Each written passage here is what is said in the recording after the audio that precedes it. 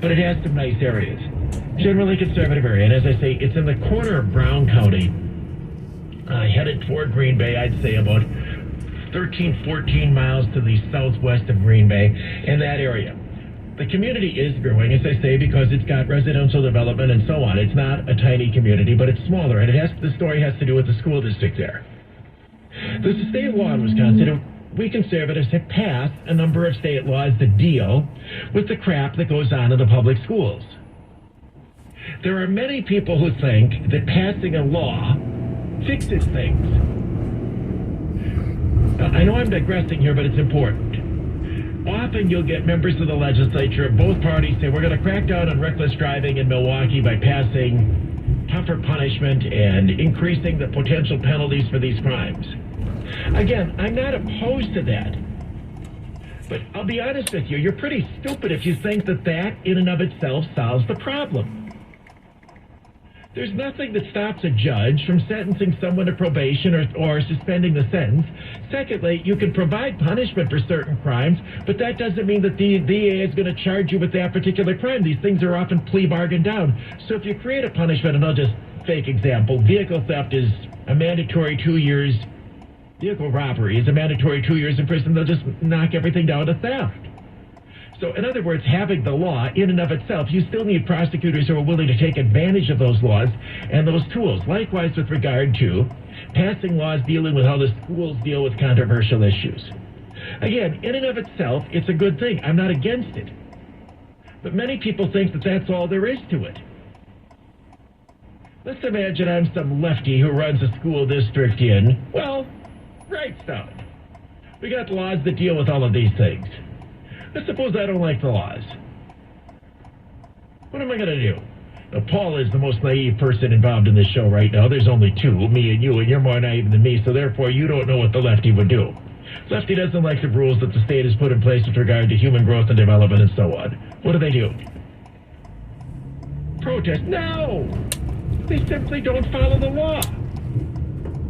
Again, this shocks people, and I knew you wouldn't get this. They say, well, it's the law. They have to follow. Come on! This is Wisconsin. Look at what's going on. Look at the crap that the FBI did to Trump. You can make them follow the law, but that's the case. You got to make them. They're not going to willingly do it on their own. So this brings us to this case of Wrightstown. The state law says, and Wisconsin law is clear on this. If a school district has a human growth and development curriculum, now these have been controversial all over the state. This is where all this gender stuff is brought in. For example, Wauwatosa has, it's child pornography and it's ideologizing that goes on in the classroom. It's sick, weirdo stuff that they have over there. Other communities are far more restrictive and some don't have the curriculum at all. But the law says that if you're going to do a human growth and development curriculum in your schools, you have to establish a community committee that has input into the curriculum. That's what it says. So in other words, let's just say, keep saying Wrightstown. All right, they want to do human growth and development curriculum. They need to establish a committee that includes maybe some with the school and some in the community and so on. And that committee would review the materials, take a look at what's being done, and help design the curriculum.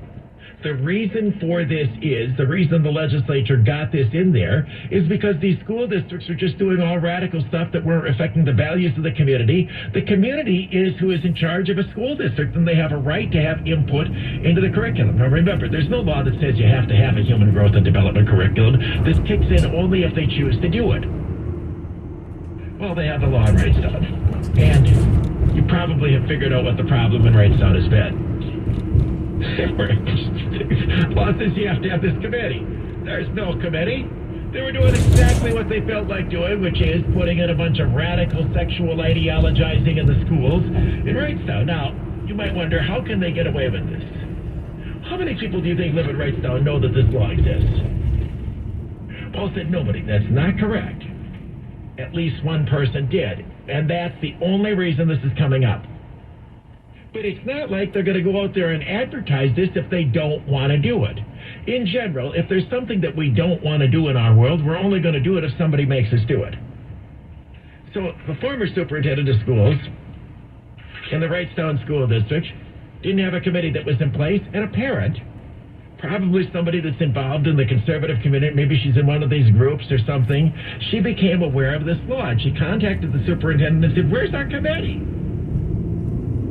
I'm sure the superintendent was real happy to get that law, to get that request. Where's the committee? Oh, you're right, we have to have a committee.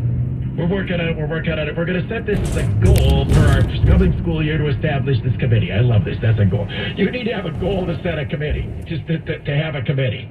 It would seem to me that if the superintendent decides we're going to have a committee, the superintendent contacts 2 or 3 members of the school board and says we need to have a committee. Let's set one up in 3 days. How hard is it to set up a committee? So imagine we were going to have a committee here at WISN to deal with when the TV is turned on and off. Okay, the members of the committee are Jay Weber, Paul, and Dave Michaels. I just established a committee, right? Not very hard.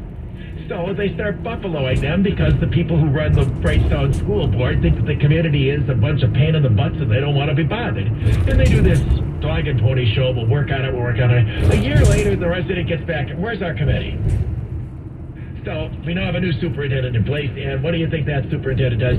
Sets up a meeting and brings in a few members of the community for a meeting, and they present the curriculum materials and say, here's what we're going to do. A couple of the parents, now 2 parents were there, they objected and said they didn't like the curriculum, and they say, we have to use the state of Wisconsin's curriculum. First of all, the state of Wisconsin doesn't have a curriculum. Secondly, there's no law in this state that says the school district has to use any curriculum from the state of Wisconsin. So, the parent contacted the Wisconsin Institute of Law and Liberty. That's a conservative legal organization in the state that is committed to dealing with stuff just like this. And that community has intervened, and they sent an email to the Brightstone School Board and the new superintendent of schools, whose name is Andy Space. I'm going to share a portion of it here because it lays out the case quite well. And for those of you that are sort of over this, well, what does the Brightstone thing mean?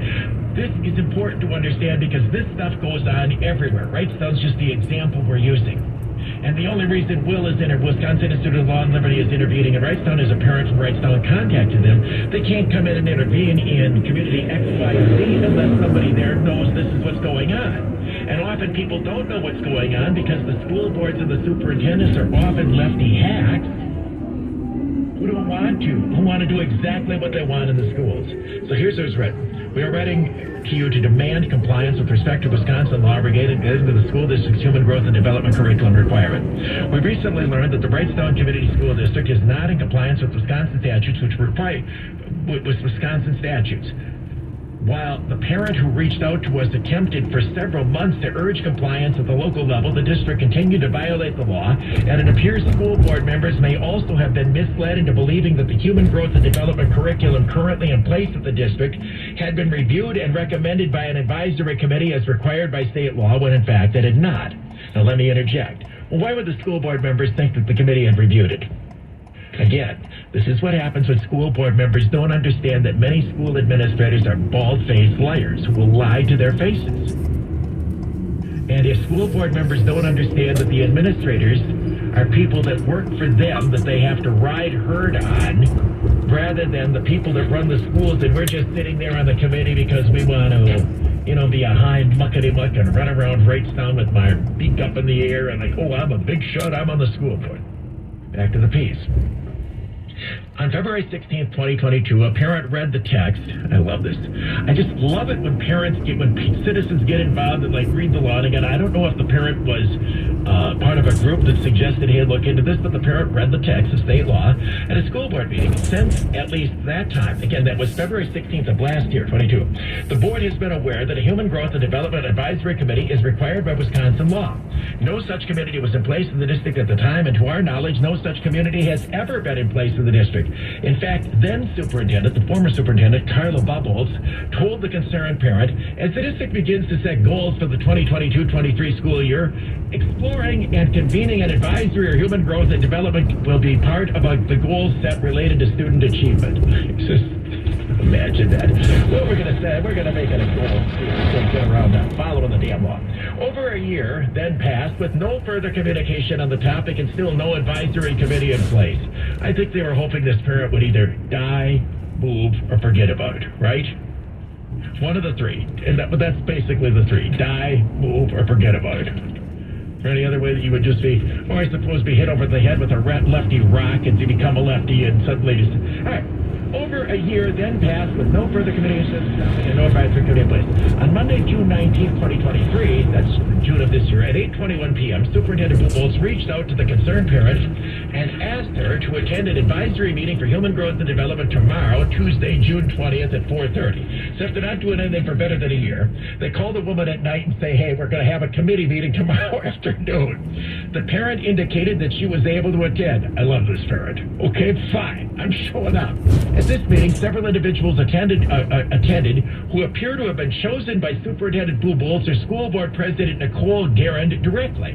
Numerous invitees did not attend. At the June 20th meeting, the attendees were not given an opportunity to review the curriculum. Instead, they were given an overview by a teacher in the district. The attendees did not discuss how to advise the school board on the design and implementation of the curriculum.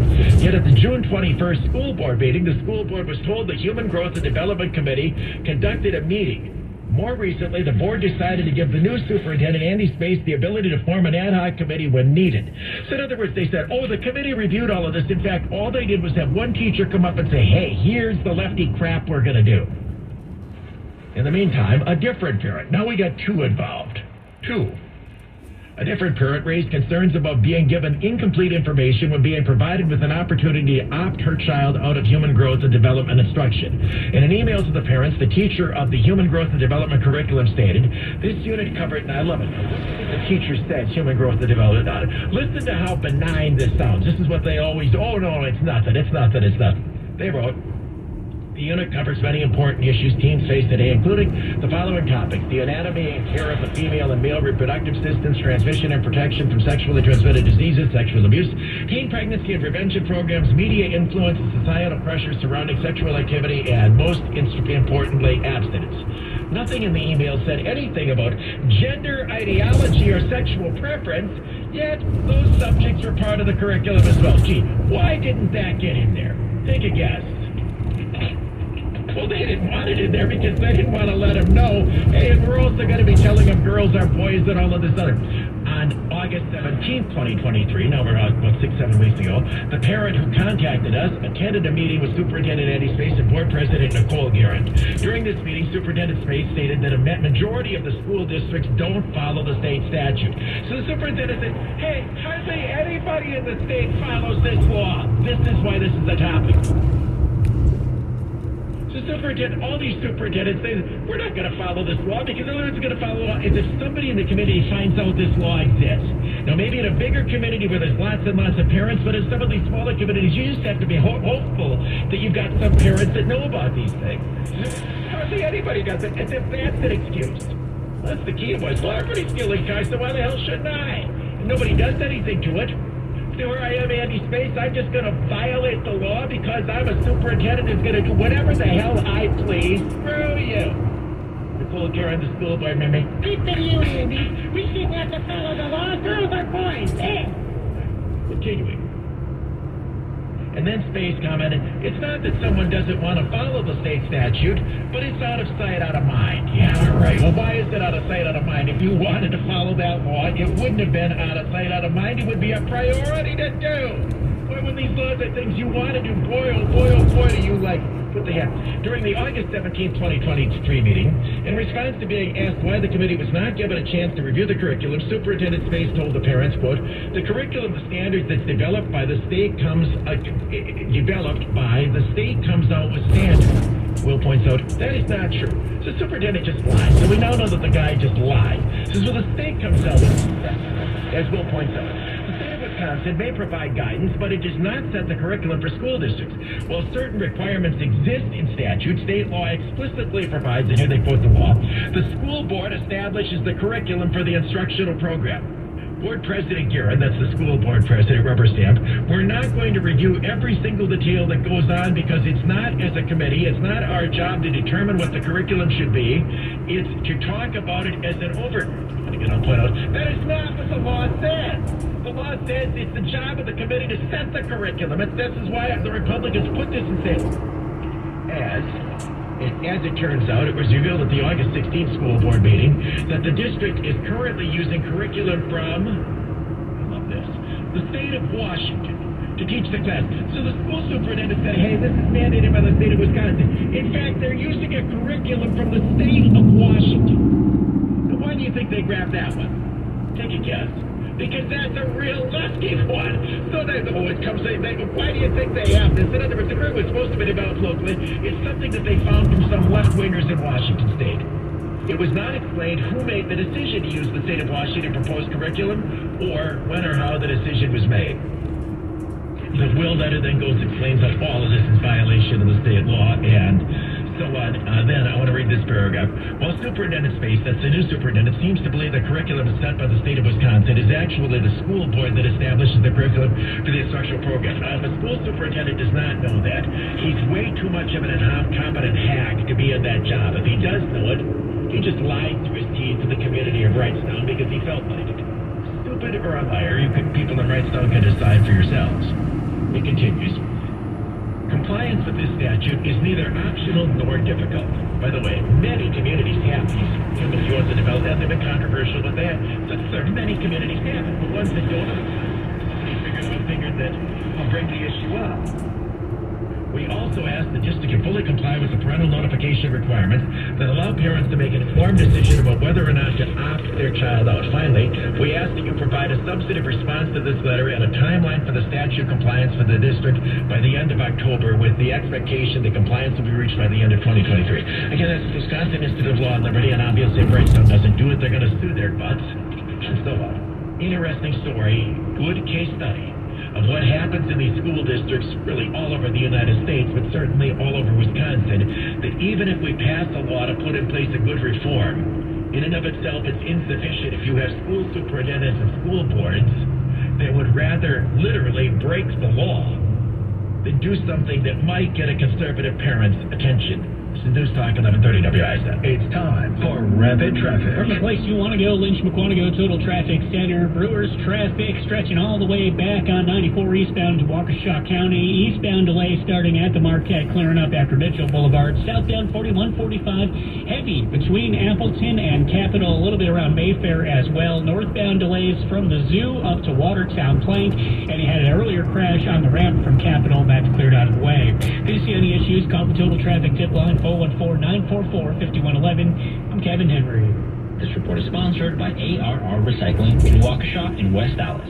Recycling pays. Go to ARR with your recyclable copper, brass, lead, steel, or aluminum and get cash. Visit them at ARR1938.com or stop into their West Dallas or Waukesha location. ARR Recycling since 1938.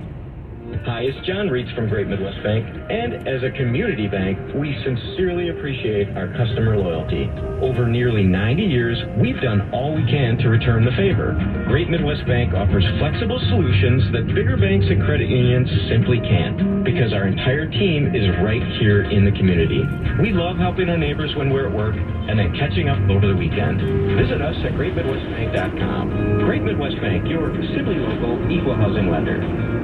Abby with Abby Windows here. I installed windows for a lady who was going to go with a cheaper bid than mine and didn't quite understand why I would only install her windows the right way. It was a 1990s home with metal-clad wood windows. She was very grateful she went with us when we found all the windows and knee walls were rotted so badly the 2x6s were crumbling in my hands. She never would have known if she would have let the other guy pocket fit those windows.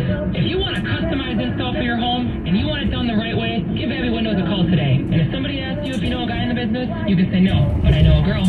Dan O'Donnell here for my amazing friends at Built Right Furniture, Leather, and Mattresses, where my family's been shopping for years. Built Right's 95th anniversary sale is on now. Save on affordable, better quality furniture and hard-to-find flippable mattresses.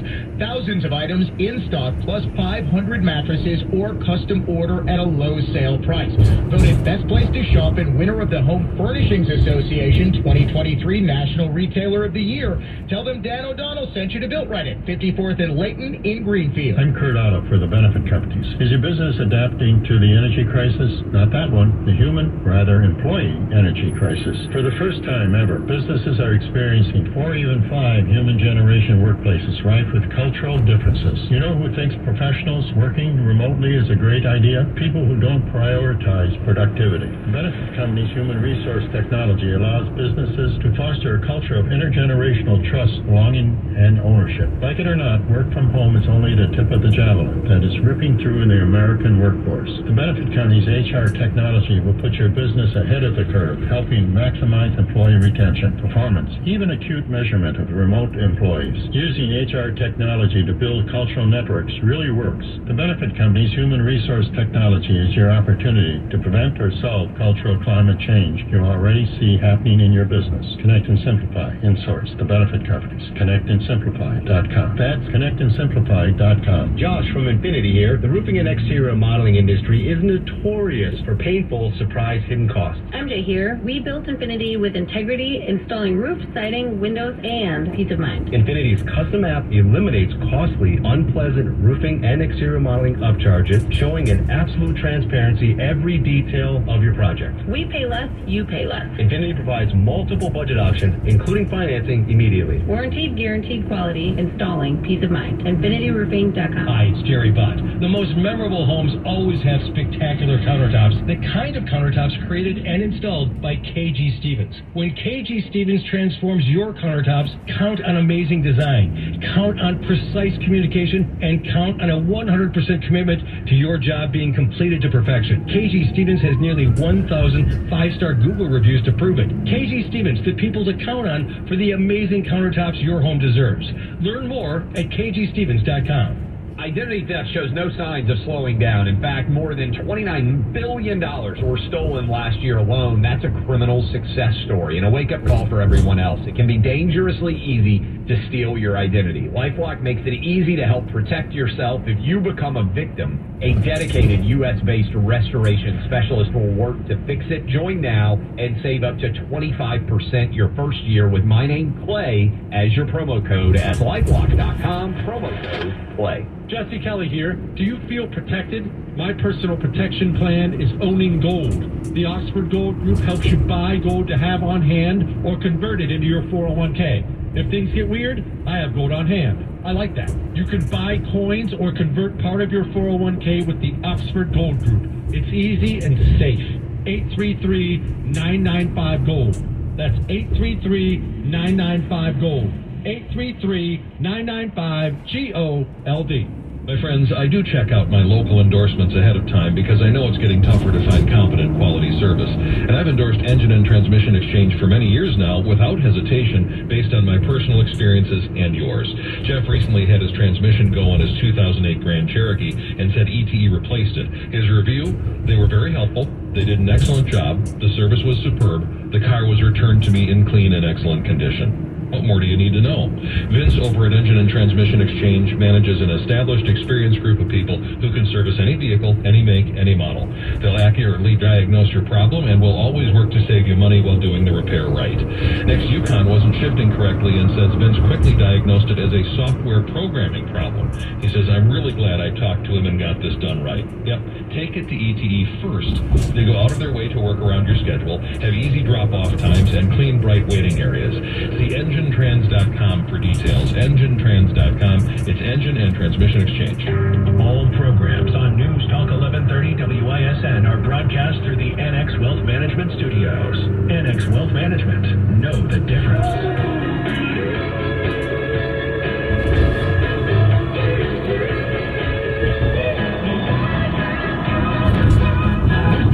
WISN, Mark Belling, late afternoon show. All right, Brewer game starts in a few moments. We're going to be giving you our pregame show for the game. Paul has established earlier that he doesn't like this format. First of all, if you're a Brewer fan, you need to love this format.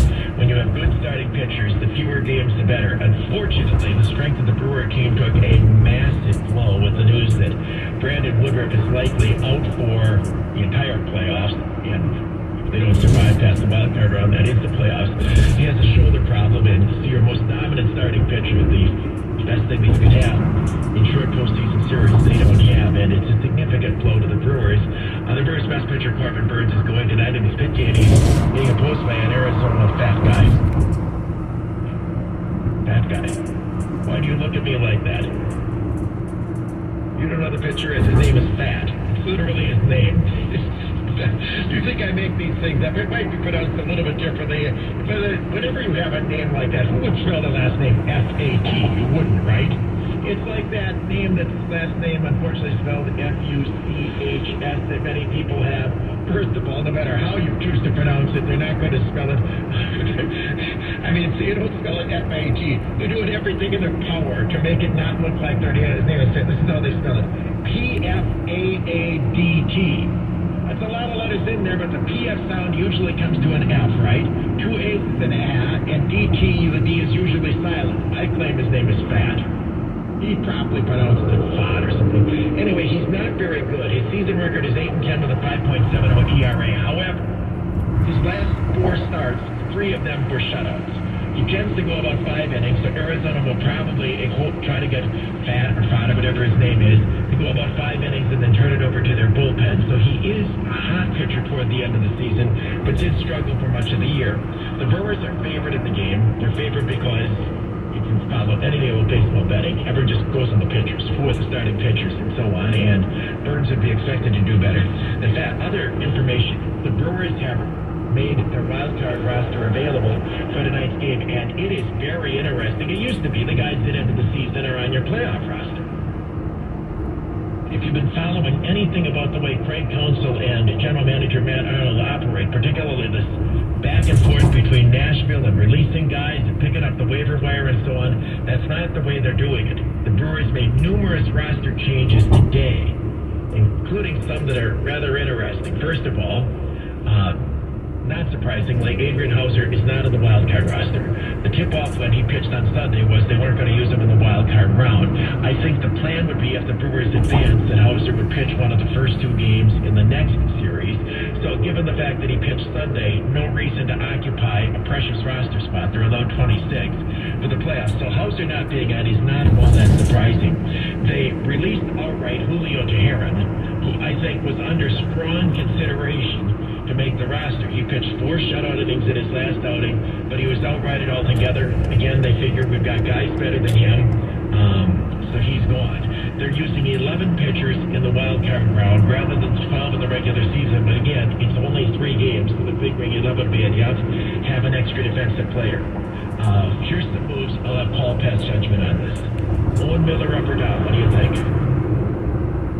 He was called up. Owen Miller has been activated. Owen Miller from Milwaukee County, in fact, is on the playoff roster.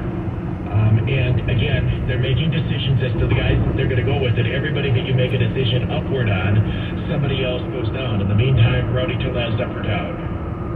Up. No, he's off the team. Rowdy Tellez, again, how many pinch hitters do you need? And again, Rowdy's situation being a left-handed pinch hitter and Carlos Santana being a switch hitter eliminated some of his need. Plus, Rowdy has not hit, well, really the entire second half of the season. So he's not on the wild card roster. And you could say that Owen Miller took his slot. I guess that's how I would interpret Owen Miller is taking the slot. With regard to the outfielders, very interesting. Both Joey Weimer and Jesse Winker have been called up from Nashville and are on the roster. My guess here is that they decided to go with Winker as a pinch-hitting bat and not Tellez. And I don't know how Jesse was hitting down in the minors, but so Winker, who struggled badly as a free agent signing for the Brewers, he's on the playoff roster. Joey Weimer is on there again. Why Joey Weimer? Spectacular defender, late-inning player, and pinch running in a close game. And Garrett Mitchell did not make it. Garrett Mitchell was brought up a few days ago to audition for exactly that Joey Weimer role. Garrett didn't really hit much, but Garrett Mitchell is as fast as Joey Weimer. They're both spectacular defenders. One guy was going to make it and the other wasn't. So Joey's on there for pinch running. He might play pinch running, pinch hitting, defense late in the game, and so on. Jesse Winker's in there presumably to pinch hit. Blake Perkins made the team again, fast, good defender, and so on. So they end up with 7 outfielders. Mark Cano obviously was going to be there. South Freelick obviously there. Tyrone Taylor, who might right now is their hottest hitter. And then Perkins, Weimer, Winker, and Christian Yelich, and of course the 2 catchers, Caratini and Contreras, are there. There's been some talk that the Brewers are going to, at least late in the game, or maybe both games, have Caratini catch and try to DH Contreras. Why? Arizona steals a ton of bases. And Victor Caratini's a spectacular defensive catcher, and he has a very good arm. Contreras isn't a bad defender, but Caratini is excellent. And Caratini has hit rather well. The Brewers, I don't know the team in baseball that has a better 1-2 punch at catcher. William Contreras ended up 8th in the league in batting average. So anyway, that's what it is. And again, because it's such a short series, there's no waiting for tomorrow. I mean, a starting pitcher struggles, he gets a hook. Pinch hit, left, right, all of that stuff, and it's exciting stuff. And again, the thing that I stress to baseball fans, for who don't follow it closely, is well, we're not as good as all of these other teams. There is no sport. Hockey might be more than this. I see 8 seeds winning in the NHL all the time, in which anybody who makes the playoffs can win. I mean, you look to the World Series winners the last 15 years, the favorite won it maybe 2 times. Now, Atlanta's, I think, just the best team in baseball. And if you ask me who's going to win the world, I would say Atlanta. I just think they're a complete, total team, and they have the advantage of a bye, so they make the final 8. But that's no cinch. Football gets some oddball teams in there, but usually it's one of the 1 or 2 seeds that make it. But, the Packers won the Super Bowl as a 6th seed. The NBA is the one where you could pretty much say with assurance, grab 3 or 4 teams before the playoffs start and say this one will be a champion. We had a garden party in Milwaukee last night. You understand this or not? You don't. Well, the only way you'll be able to understand is you got to keep listening. This is News Talk 1130 WISN. It's time for Rapid Traffic. 4145 southbound Good Hope to the Zoo, taking 20 minutes. New crash at Capitol, this time on that southbound side, blocking the left.